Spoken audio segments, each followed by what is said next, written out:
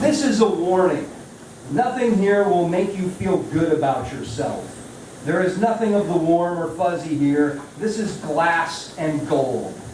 Some would have the truth candy-coated. I will tell you that not all stories have happy endings, that sometimes your bitch stepsister goes ahead and chops off her little toe and the damn shoe fits. And the next time you see her is after her honeymoon with Prince Charming, and she drops a bowl of soup on the stones, looks down her bitch nose at you and tells you to clean it up.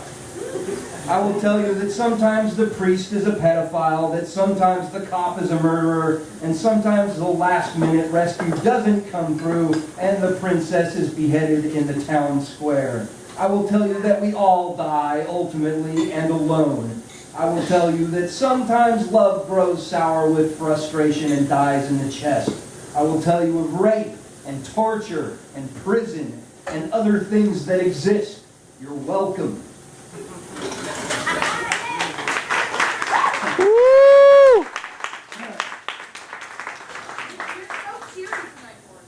Oh, yeah, thanks. I'm trying to keep it light. And on that note, this is the articulated finger person. It's from a dream. I met your father when he was just a little finger. Your grandmother had poked her pinky up through the middle of an old Kleenex, like this, and held it close to her bosom.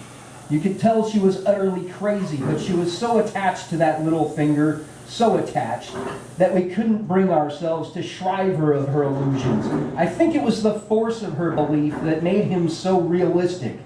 When she wriggled that little pink bean in its nest of paper, he looked just like a tiny living thing. To make matters worse, he eventually grew up, reaching full adulthood in a mere 7 years. Being a finger, he could bend in just 2 places, as he was only jointed at the knuckles, and there were certain basic functions he couldn't perform on his own, like tying his shoes or chasing off wayward girls. And so on the 27th of December, you were born, thus curing your grandmother's insanity and bringing on the true horror that would haunt her until the end of her life.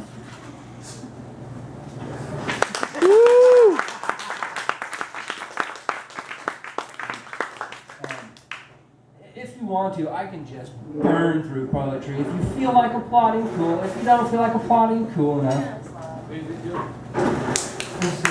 Thanks, sorry. I had a dream last night that I finally got to kill you. There on the beach, the moonlight falling on my shoulders, I pound the sand between my knees and scrape at the silt with broken fingernails, my hair flattening to my dress in the rain. With my long beach twig, I carve pictures in the sand, hurriedly vacated by scared crabs and little jumping sand fleas. The water fills up my lines. My pictures tell a story of murder on this beach of a girl I know who went to my school. Something happened last night, something I can't describe in words. I'm not allowed to. The grown-ups don't understand. It's like they can't see it, or they pretend that they don't remember it. They lie. Grown-ups lie. Remember that. The ones you're supposed to trust. Them. We all sang happy birthday to her, but I didn't really mean it. That was my lie. I don't really like her. Thunder cracks and the waves crash against my pictures, taking them away. I should be going home now. These spirits move through my head. Body jumpers, these puppet masters, they take over a person, but they let me go. They usually sang beautiful songs, demon songs, what else? Between waves, I draw new pictures. The ocean can keep sending water, erasing me, but I have many pictures in my stick. It's a good stick. Wet hair clumps in front of my eyes. I wipe it away with sandy handies and get dirt on my face. This is real dirt, this stuff of mucky earth and salt flat, an ugly stain of gore and scum. Yuck. There is a picture in my stick for this. 2, it's tasted blood, and it knows the smell of the hunt. Those are its best stories. Tonight it tells of death on the sand and horror and a rain to wash away all our secrets. Tomorrow it's a different ocean.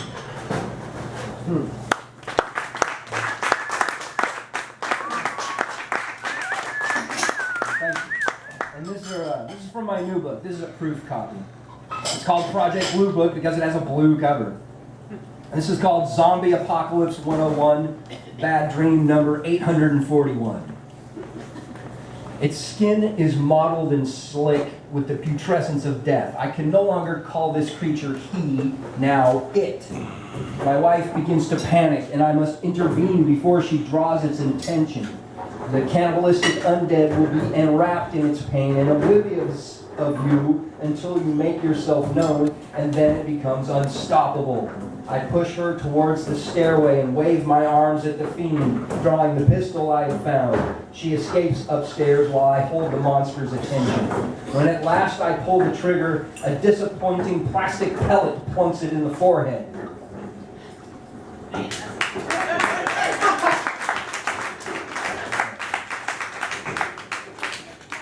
It's called Sun-Baked Ghosts. The winter runs long and your lamps burn low. You will likely squirm in discomfort at the thought of losing your light, and right to do so, for there are unfriendly spirits amongst us and the rushing darkness they bring to you. Take this bird's eye perspective. Look, there below us, says the lady to the girl. There will be the longest night through which you and I will ever sleep. And when we wake, they will bake us into the stones, and our hearts will merge with the dark star for a while. And we will come away again a little less than once we were. Hush, baby, sleep, sleep. And then they are quiet. These words are untrue, and the child knows it and cannot say, and the child knows it though the woman does not, for all her claims to secret knowledge, the over and over ever in all her mind is doom and ringing with the final ending. We are intimately familiar with these two spirits. They are pain and failure.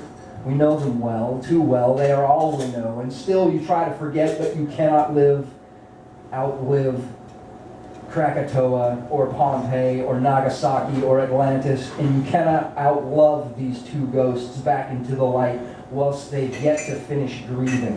Look into their shadows, into that longest sleep, and see if you can find their solace. You who cannot live with the darkness. Wow.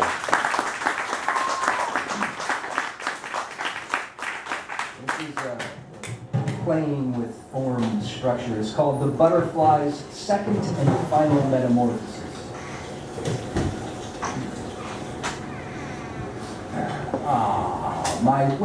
My wings, such beautiful things. By moonlight a glitter, reflecting her flitter, the dust on them powdery gray, my iridescent display. Two of my left legs have gone, something I feel going on. The changes wash over my frame, just the same as the day I became my new name. From the worm to the wing, oh, those glittery things, and I wonder in awe what eternity brings. This feeling before marked the opening door and passage from less to incredibly more as I sparked from my shell and took flight and winged to the day from the night. Now the dust from my wings flakes away, a blackening crustiness chases the gray, while I sleep in the deep or the thunderhead heap. What wonderful mystery comes to me here, and why the foreboding disconsolate fear? I'm becoming.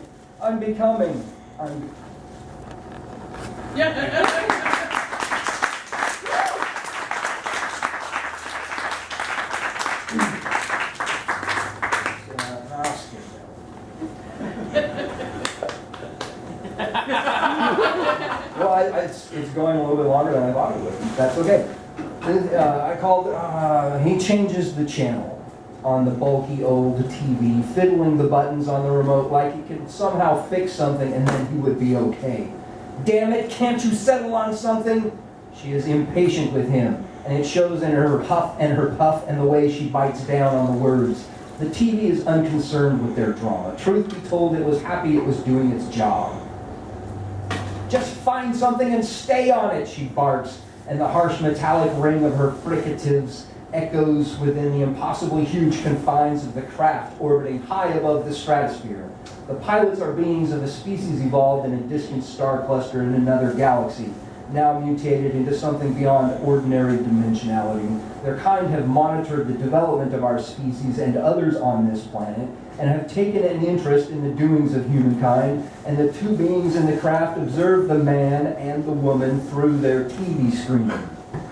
Their behavior has changed little in the time they've been under direct scrutiny, and what they've done has been displeasing, and it is obvious that they have not earned their free will. The woman is beginning to exhibit rage, and the man remains fixated on his gadget, the control mechanism. He presses the buttons and the TV switches channels not once, but many times in a blinding flash of color and white patterned snow. This enrages the woman further, but before she has time to react, the TV set blares forth in a sour whiskey croon. Wouldn't you like to live the life you've always dreamed? The TV is playing to them. Having thoroughly scanned the contents of their brains long ago and all their impulses mapped, their drives assessed and motives interrogated, the range of visual stimuli and psychic drivers necessary to ply their wills long ago codified and proceduralized to push-button rote, the human brain responds as would a wooden doll at the ends of a handful of strings. The TV is playing them. The man mashes the little rubber nubs of the remote control, but the TV does not respond. The screen pulses yellow and purple, red and green, and the woman says, "Leave it here, I like this one. At least it makes sense, for Christ's sake." For the first time in his adult life, he doesn't know how to respond. The TV says, "These behaviors are subject to modification by a self-directed imperative. Believe." The man puts down his remote, no longer able to watch the show.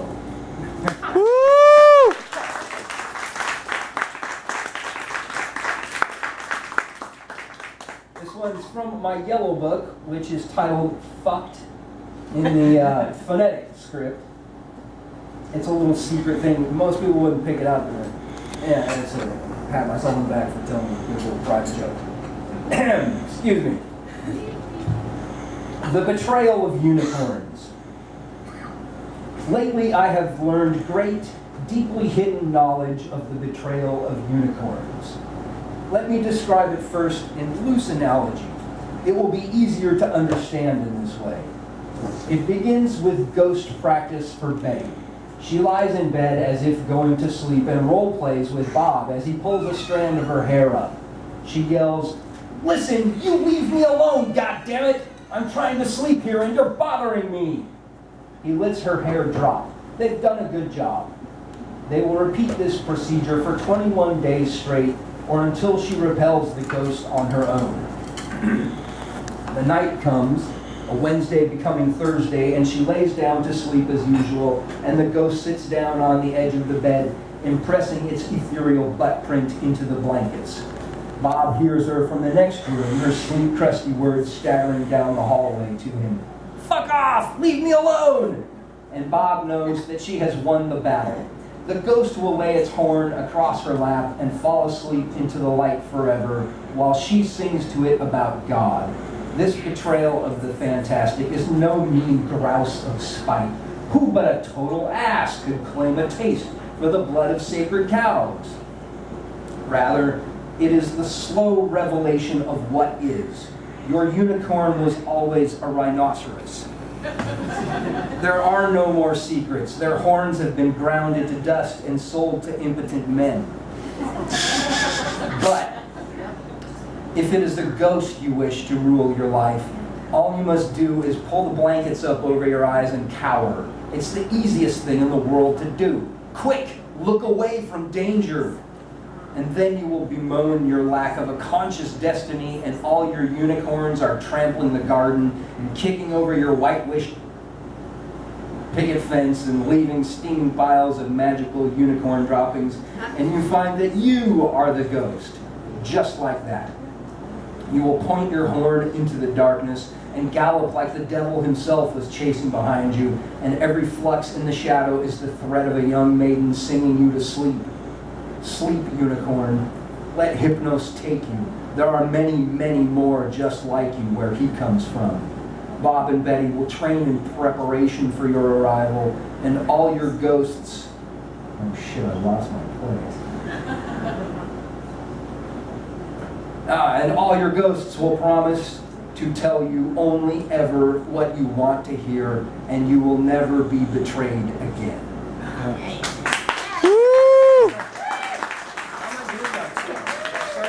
so far you haven't done 15 minutes yet. I'm not done 15. Not 15 yet. Now 15. Thank you. Okay. All right. I'm going to keep going. Okay. Fill in with witty banter. Woo. I could gargle. Give us a Tiffy story. Tiffany story? Oh my gosh. Don't do that. All right, discretion being the better part of valor, I'm going to go ahead with some poetry. This is called Blutwunden Fischlein, which is, I guess, a German word that means little fish of the bleeding wound. It's taken from Moravian Freemasonry. My little fish. Yes. Class today, which may be our last, has been called to observe the poetic behavior of the young alpha male in training. If you watch quietly, you might catch him sporting his erectile fin as he hunts for a potential mate. Make too much noise and you may draw his attention, in which case you'd best be prepared for a fight. Swim away with me, I ask. You do not want that kind of peril. His dorsal spine is sharper than the words with which he will whip you down. All of this is mine, he says. This territory occupied, and if you come to ask my peace, assume it was denied. This one will only cause you trouble. Come inside me. Take shelter here from that whipping spine. The stink of his oppression is on everything else in these waters, but it is certain he cannot reach you here inside this wound. Knuckle under my ass, you will say, and I will know that you speak not only of your conjoined twins' remnant, but of a deeper longing for freedom, away from the pelican and the sea lions and the boats with nets. Someday I will raise my whip, and all my fish will come scurrying, and poetry will happen before me. That was where how this poem was born. I was given that line as an assignment. So find a poem to write around that. So someday I will raise my whip, and all my fish will come scurrying, and poetry will happen before me. Until that day, my stripes will raise no higher than my own back, where they shall reign in profuse motivation. To look upon the Savior and know what I must do. I must swim. I must swim for my drowning life. Swim to race the current. Swim towards the shores of freedom. Desperate, swim, swim. Look here where they stabbed me. They said they were doing me a favor, giving me a quicker death, and threw me off the boat with nets. The old heave-ho.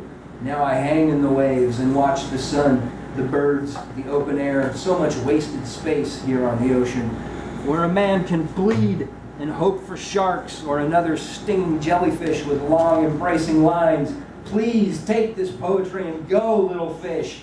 Swim around in this bloated gash before the barnacles find my bones and I become unwelcoming. That will be my final unmaking, the inevitable bottoming out when I no longer care to bring you close.